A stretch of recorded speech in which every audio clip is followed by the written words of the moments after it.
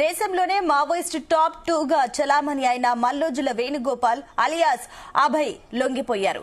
ఆయన ఉదయం మహారాష్ట్ర సీఎం దేవేంద్ర ఫడ్నవీస్ కు తన AK-47 సమర్పించి సరెండర్ అయ్యారు. 60 మంది ఉద్యమ సహచరులతో కలిసి అధికారికంగా లొంగిపోయారు. సీఎం సమక్షంలో వీరంతా తమ ఆయుధాలను పోలీసులకు అప్పగించారు.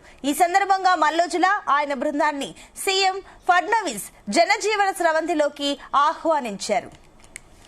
सर्व राज्यांमध्ये मिळून भूपती उर्फ सोनू याच्यावर एकूण 5.5 कोटी रुपयांपेक्षा अधिक बक्षीस जाहीर केले होते. आत्मसमर्पणानंतर पुनर्वसनासाठी केंद्र व राज्य शासनाकडून याला एकूण 25 लाख रुपये बक्षीस म्हणून मिळणार आहेत. तसेच दिनांक 1 जानेवारी 2025 रोजी भूपती उर्फ सोनू याची पत्नी DKZCM तारका सिडाम हिने माननीय मुख्यमंत्री तथा गृहमंत्री महाराष्ट्र राज्य श्री देवेंद्र फडणवीस सर यांच्या समोर आत्मसमर्पण केलेले होते. माननीय मुख्यमंत्री तथा गृहमंत्री महाराष्ट्र राज्य श्री देवेंद्र फडणवीस सर यांच्या प्रयत्नांमुळेच इतक्या मोठ्या प्रमाणावर पण करून ते लोकशाहीच्या मुख्य प्रवाहामध्ये सामील होत आहेत व त्यांचे जीवन सुखकर होत आहे. याबद्दल आजच्या या कार्यक्रम प्रसंगी या संपूर्ण आत्मसमर्पणाच्या कार्यक्रमासाठी विशेष परिश्रम घेणारे अधिकारी व अंमलदार यांना మావోయిస్టు పార్టీ వైఖరి సరిగా లేదంటూ కొన్ని రోజులుగా మల్లోజుల బహిరంగ లేఖలు రాశారు. ఈ క్రమంలోనే పార్టీలో దశాబ్దాలుగా జరుగుతున్న తప్పిదాలకు తానే కారణమని పేర్కొంటూ అత్యున్నత నిర్ణాయక కమిటీని పొలిట్ బ్యూరో నుంచి మల్లోజుల వేణుగోపాల్ వైదొలిగారు. ఇక తాజాగా ఉద్యమాన్ని పూర్తిగా వదిలిపెట్టి అజ్ఞాతం వీడారు.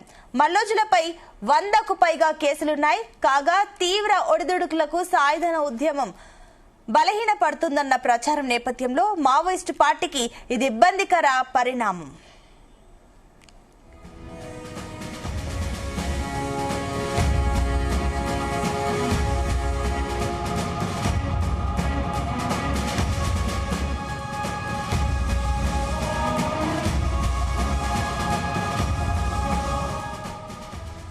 మల్లోజుల సొంత రాష్ట్రం తెలంగాణ. పెద్దపల్లికి చెందిన మల్లోజుల వెంకటయ్య, మధురమ్మ దంపతులకు వేణుగోపాల్ తల్లిదండ్రులు.